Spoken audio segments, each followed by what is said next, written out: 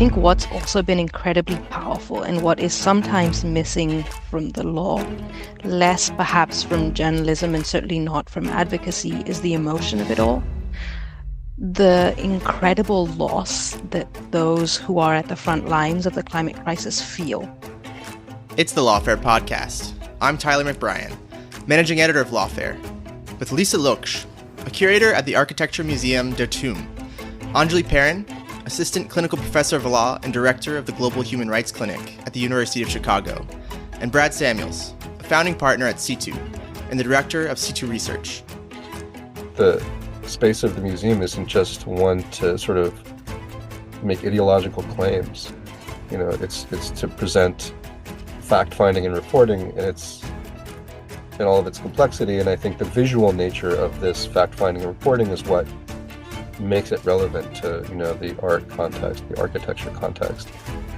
Today, we're talking about a new exhibition, Visual Investigations Between Advocacy, Journalism, and Law, which opens on October 10th at the Architekturmuseum der TUM in Munich.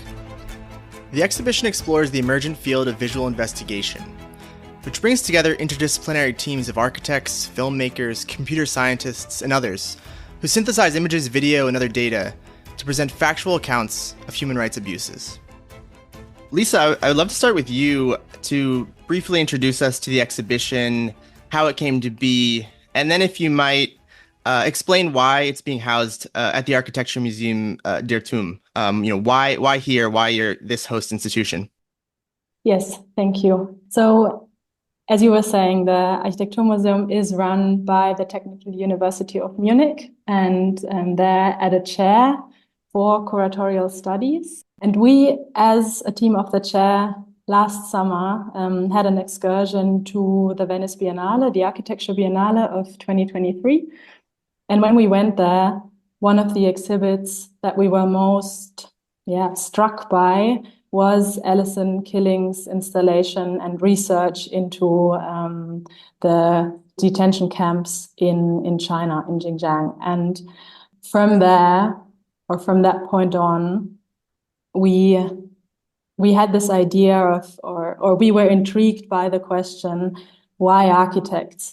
So why are architects even considered in that process? Why are they considered skilled in a way? Why are they interested in uncovering human rights violations?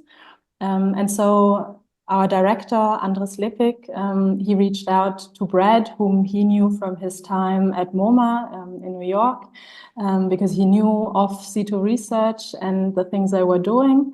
And together with Brad and Alison, we kicked off a meeting to think about bringing this topic that we back then didn't frame as anything but architecture involved in human rights, and try to develop it further. And then Alison brought in a research network called Bellingcat, who are doing amazing work and are well known all over the world for their investigations. And then we also approached a fourth partner, the Center for Spatial Technologies, a research network based in Ukraine and so in Kiev and Berlin. And when we had that four, like a critical number, I'd say, of four, we started developing an exhibition around it, around the question, what role does architecture take in that field of many perspectives, specifically being law, advocacy, and journalism. And from there, we took it and we developed over the course of a bit less than a year, I'd say.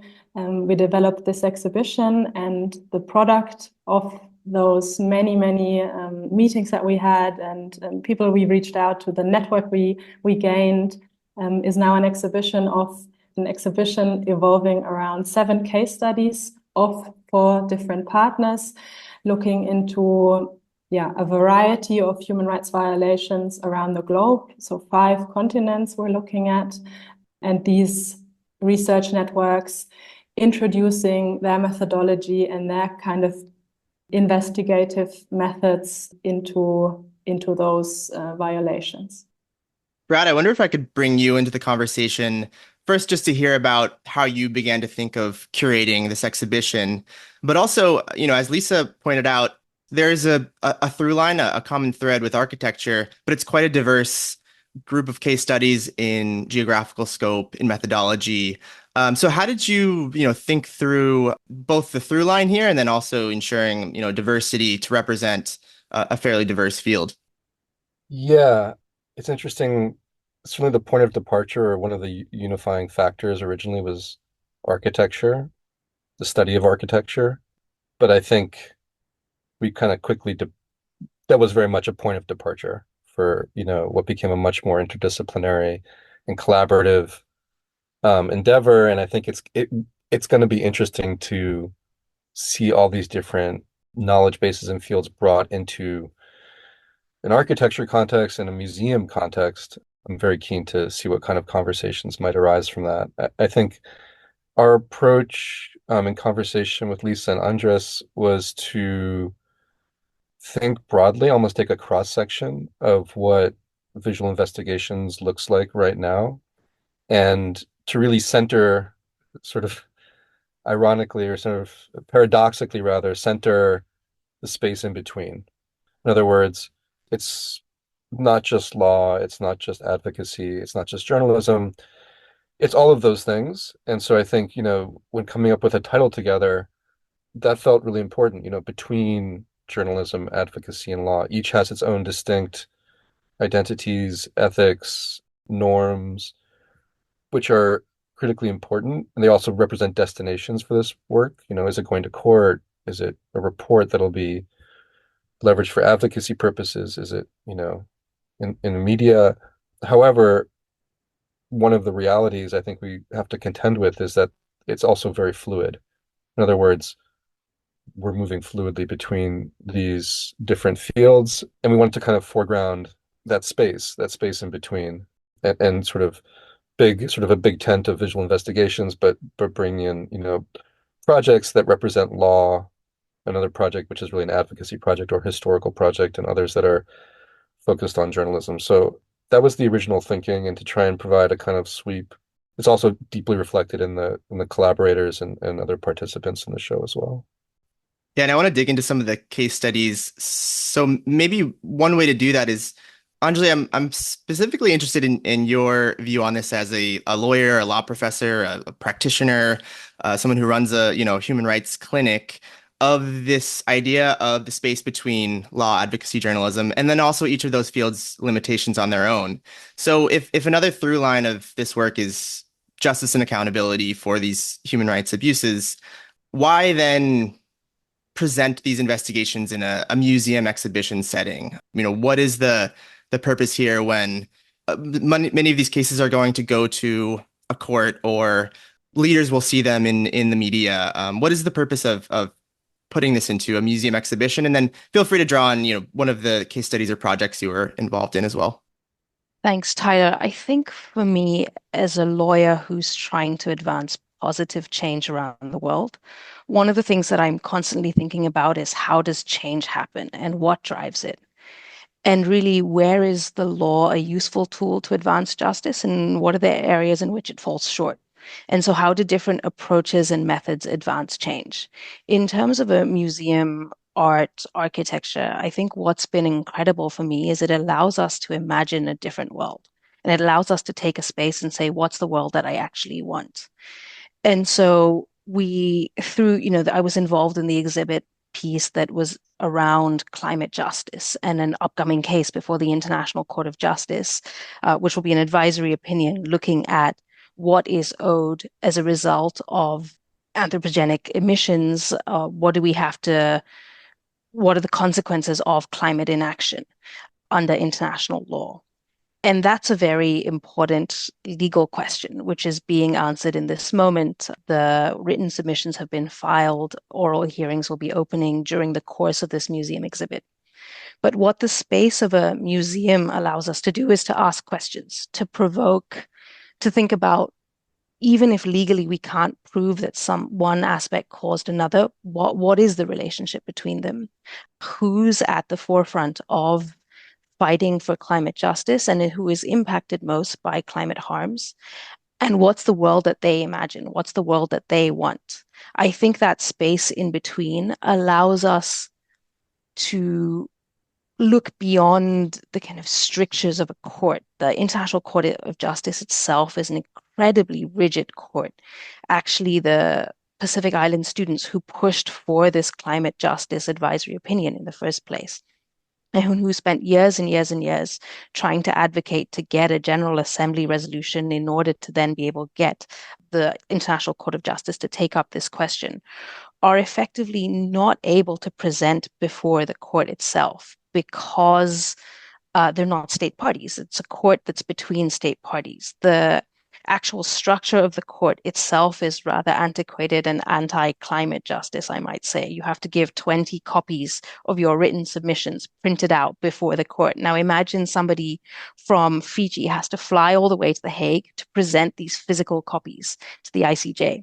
And so we wanted to look at these questions through a different lens to say, what are the stories from Pacific Islands? What does the knowledge from the ocean and from the islands tell us? And how do we think about answering the questions that the ICJ posits through the lens of those most impacted?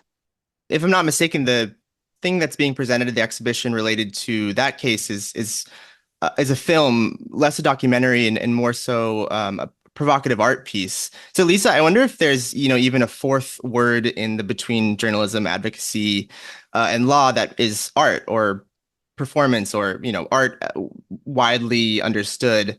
So how do you see the arts coming in as well to this same mission? I think that the museum is actually a place where a lot of these things that are usually, unfortunately, discussed in a bubble are presented to people who are not expecting to be presented exactly that.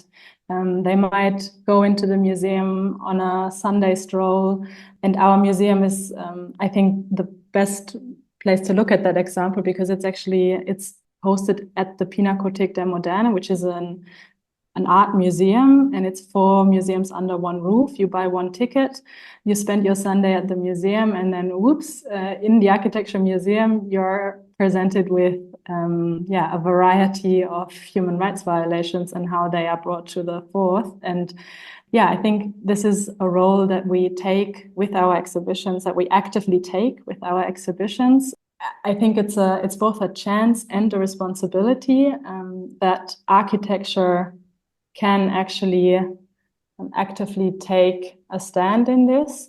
And this goes for the museum as well, right? So this could just be a place to exhibit art, but we take art and architecture and use it to exhibit what we think relevant. And in this case, it is exactly that. And art in the specific case that Anjli described, art as the film, in this case, in my opinion, is a way to, not work in those very specific boundaries, but to combine them and to approach people in a more inclusive way, I'd say.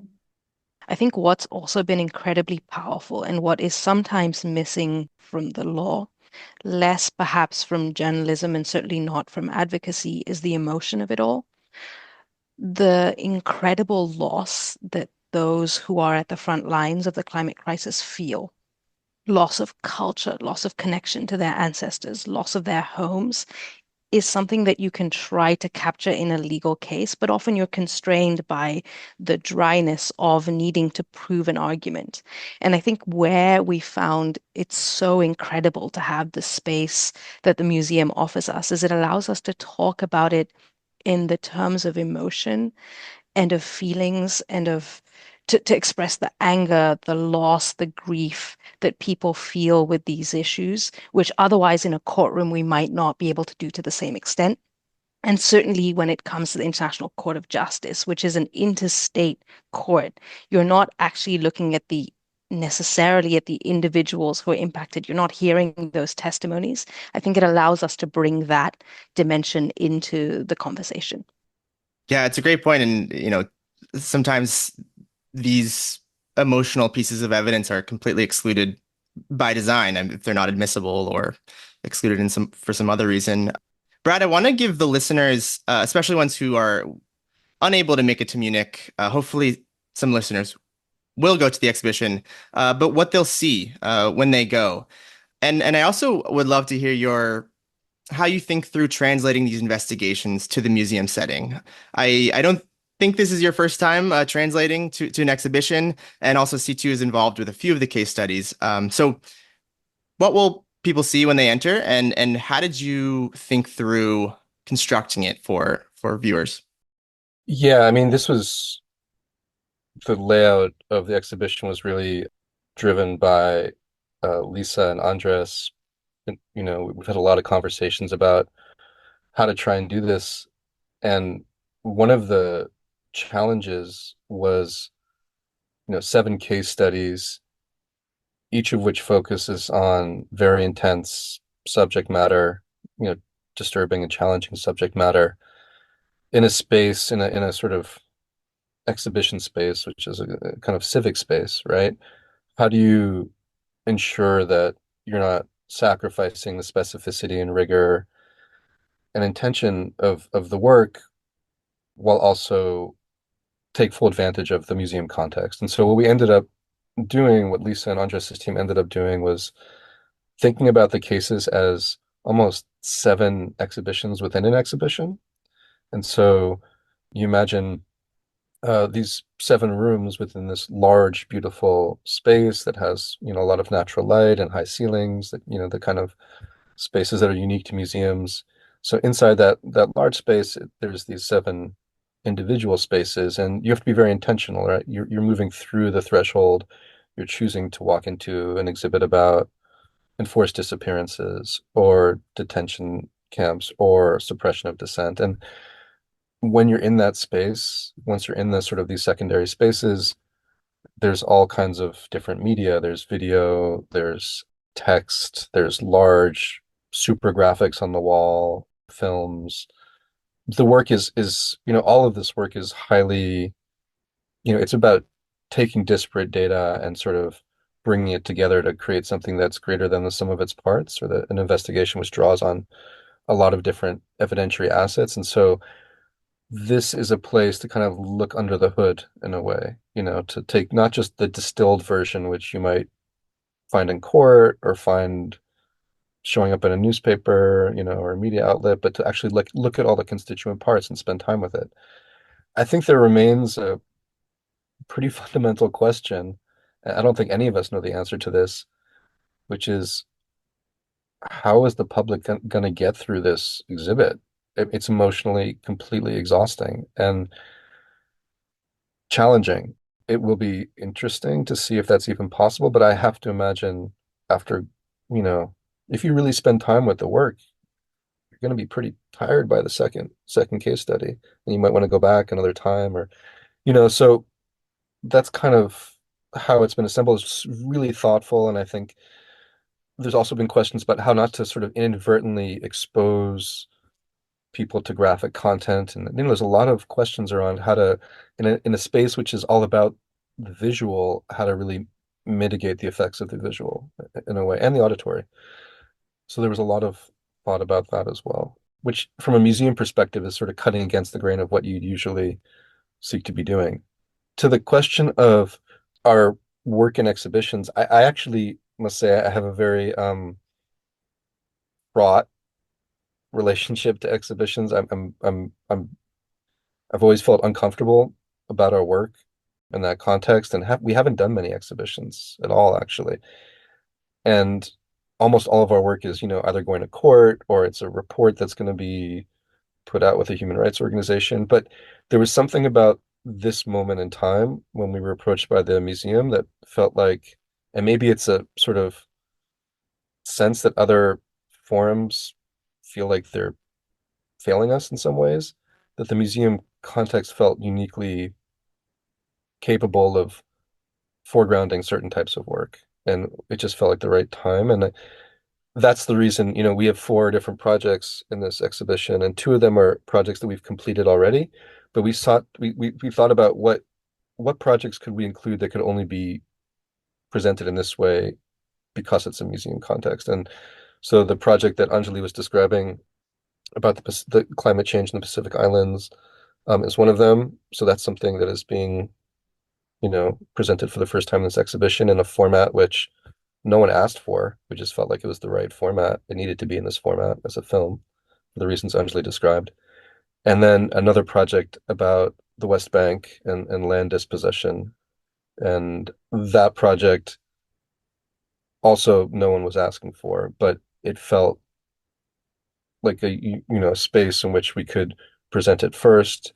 And hopefully both of these, ironically and without much foresight, both of them have ICJ advisory opinions attached to them that are happening right now. So all of a sudden, both cases have the potential to, and this is exciting for us, to have lives after the exhibition, in contexts that are more traditionally legal. I think part of what we were trying to do with the various case studies is also showcase how international law is made, where journalism derives from, and some of the unusual suspects. The case before the International Court of Justice was brought by Vanuatu, and the Pacific Islands nations have been the most vocal in trying to advance international law around climate justice. And in the film, you have a young activist who talks about the role of Pacific Island young people as world builders. And I think that's been really powerful. In all of the 7 case studies, we're looking at questions which might not normally make it into law, which might be one special piece as a part of a journalism investigation, but won't necessarily hold the broader conversation, and which there's often a misperception that this isn't what drives change. But what you see is that it's young people, it's those most impacted, it's the communities on the ground that are pushing forward a lot of the really innovative advancements in both law, advocacy, and journalism. And I think one of the things that we wanted to do was highlight not just how are things happening, but also who's making these decisions, whose voice matters, and how is that being used in international law. And I just want to also add to that Neil Sunsgiri is the filmmaker who worked with us on this film, and without his contribution, that none of this would have happened. So yeah, shout out to Neil. Anjli, I want to go back to you for this question. I understand that a good bit of methodology is also presented alongside these case studies. So it's not just these visually striking maps and videos and just these really engaging media, but also a heavy amount of textual methodology, explanatory pieces about remote sensing technology. So I think on the one hand, it could be, of course, emotionally taxing to get through, but your average museum goer, is also then confronted with some highly technical methodology. Why was it important to put both out there? Why is it not sufficient just to present the more visual product of the investigation? I think for a couple of reasons. First, there's not a lot of knowledge or understanding about how visual investigations actually work. And I think for us, it was really important to talk about what are the possibilities that visual investigations give lawyers, advocates, journalists, and others, and what are the limitations of that. To some extent, part of what we're trying to do is have a conversation also about methodology and not just about substance. And so in my day-to-day work, for example, I might be using a lot of these technologies as a tool of fact-finding, right? Remote sensing might be a way to see where is a mass atrocity happening, what has changed in the landscape over time, how has settlements in the West Bank changed over the years, which is something where if I'm going on the ground, I'm going to see what happens in that specific moment. I'm not going to be able to go back 20 years in time. Of course, with satellite imagery, that's something that I can then do. So for us, it's about showing visual investigations first as a tool of fact-finding. Second, I think it's about looking at visual investigations and a lot of these technologies, which are seen as, I think, as you note, quite technical, maybe a little bit advanced, the domain of computer science or other expertise, and certainly something that lawyers often are a little bit scared of, as really important analytical tools. How do we use these tools to understand the world better, to look at something in a way that we might not have been able to before, to take 50,000 pieces of data and make sense of them in a specific geography and in a specific moment. And I think that's where the architecture piece comes in. And then finally, how can you use these tools to actually simplify your life? Sometimes when I submit expert reports to a court, for example, I might have a 700-page report that has 15 different experts who've worked on it, that has all kinds of forensic analysis, medical analysis, criminalistics analysis. And I think where I see the power of visual investigations is making it make sense, making it accessible. Because while the court, in my case, the court might be the audience, my second audience is those who are most impacted. And I want them to be able to look at the same information that I've produced and say, actually, okay, this makes sense. This is what happened to my community. This is what's happening on the ground. And I think that's where it's been really useful as a tool of actually simplification. But I think, especially in the era where with artificial intelligence, it's so hard to trust what information is true, with a kind of, I think, an attack on the truth, or at least a questioning of the truth. One of the things that's really important is to show your methods, is to say, this is how I got to where I am, and that's why you should believe it.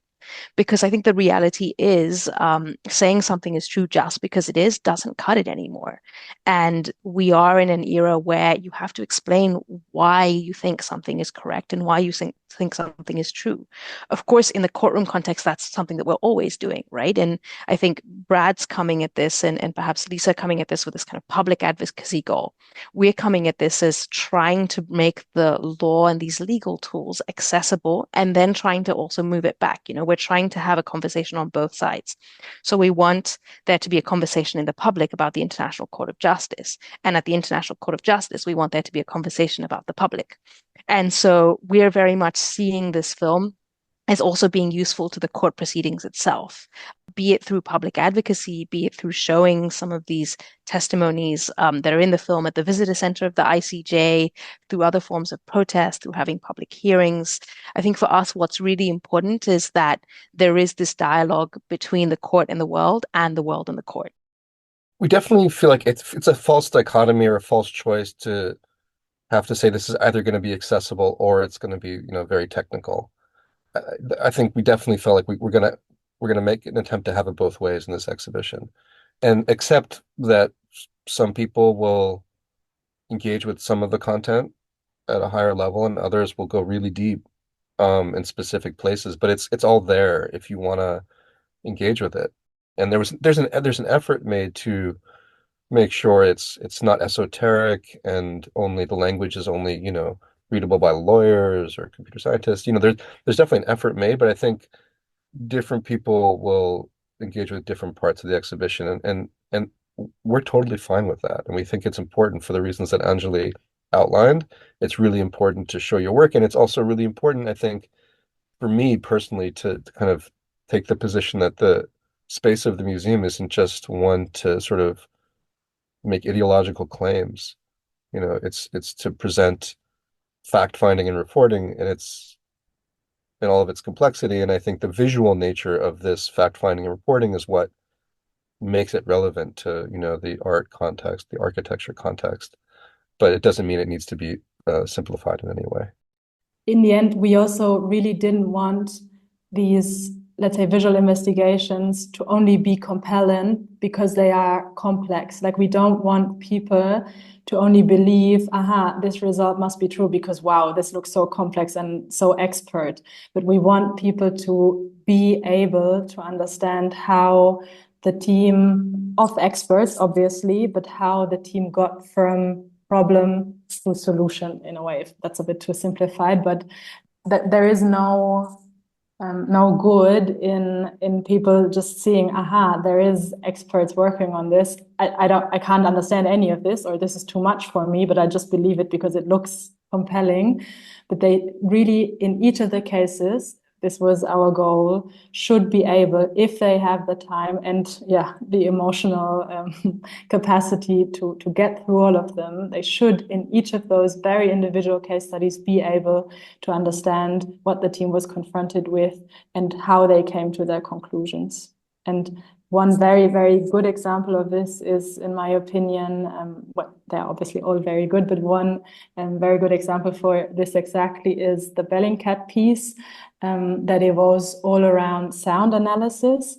And they really tried to make it very, very obvious for everyone how a bullet travels and what that means for where the location of a shooter can most likely be. And yeah, the installation that evolved around it now has a Dolby surround system. My team was very proud that they can actually really build that. So that's just what I wanted to add. Yeah, I think your point about accessibility is also especially salient because in at least some of the exhibitions, at least some of them involve user-generated content. So theoretically can relate to anyone who has a smartphone or is able to record something. But Brad, I want to pick up on something you were talking about earlier about the sort of the afterlives of these investigations, or some of them are time bound. They've been sort of completed, but others are ongoing.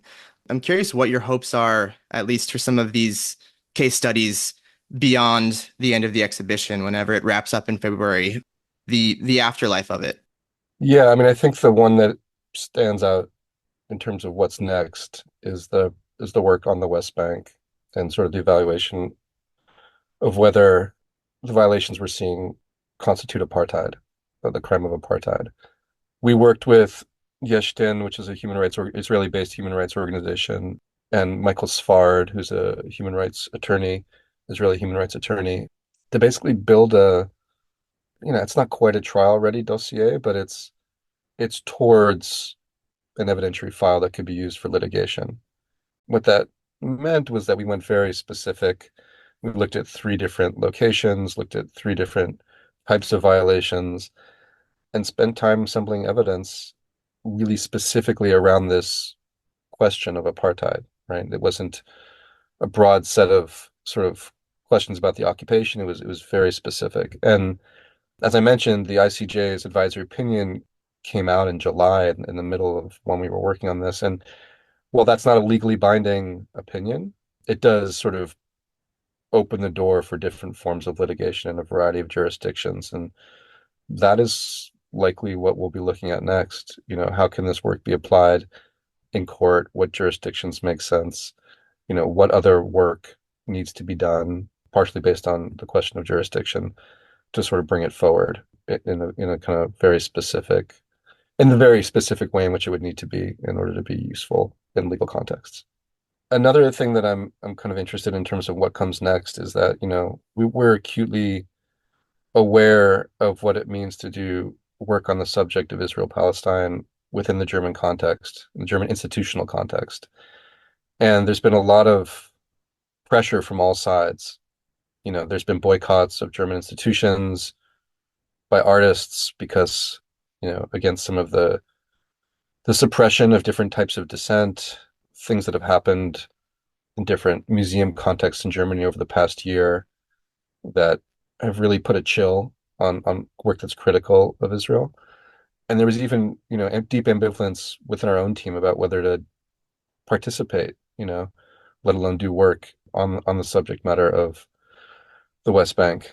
And we chose to go ahead and do it. And I think that's an important thing that I want to flag. Also, with gratitude to Lisa and Andres for creating the space for that, because I know it's not going to be easy, but it does reflect a kind of real belief in, during this very difficult time, the importance of spaces of civil discourse, of presenting information, of having difficult conversations. And that was a friction and a tension, institutional tension. And like I said, from both sides, both, from the artists and architects out there and from all the people who would have problems, and find very problematic the work that criticizes Israel. So I think, once again, the space in between feels important, and I'll be interested to see how the work is engaged with in this, very specific German institutional context.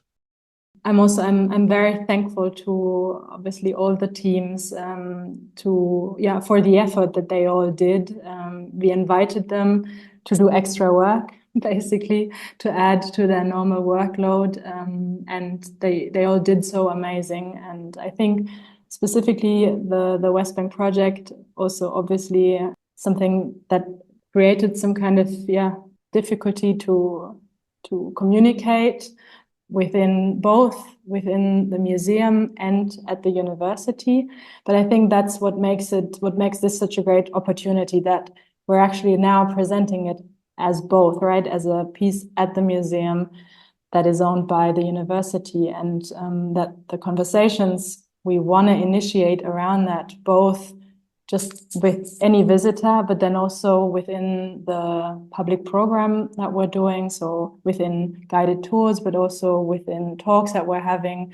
Yeah, I'm even more excited for the conversations that I'm having with all of our visitors than the mere exhibition itself, because that's when it gets really interesting, when the work that we've all put in for that year is actually out there and is received and reacted to by visitors, and that's where everything gets very interested. So I'm very happy to finally welcome all of the visitors to our exhibition.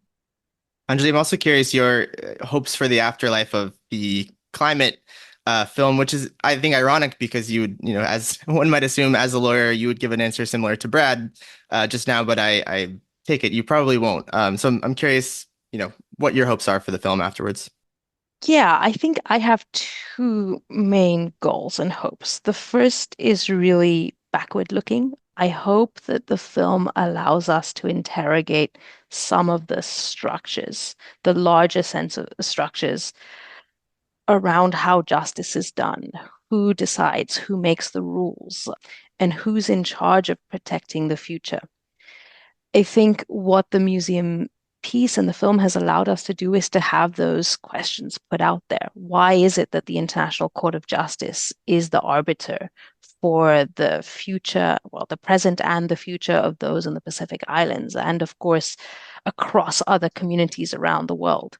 How did we get to this climate crisis in the first place? What went wrong? At a very macro level, not in the sense of a specific harm leading to a specific set of violations. I think that's important, and that will be litigated. And you're seeing an enormous increase in climate justice litigation around the world because it's the tools that we have, right? We have the legal system as a tool.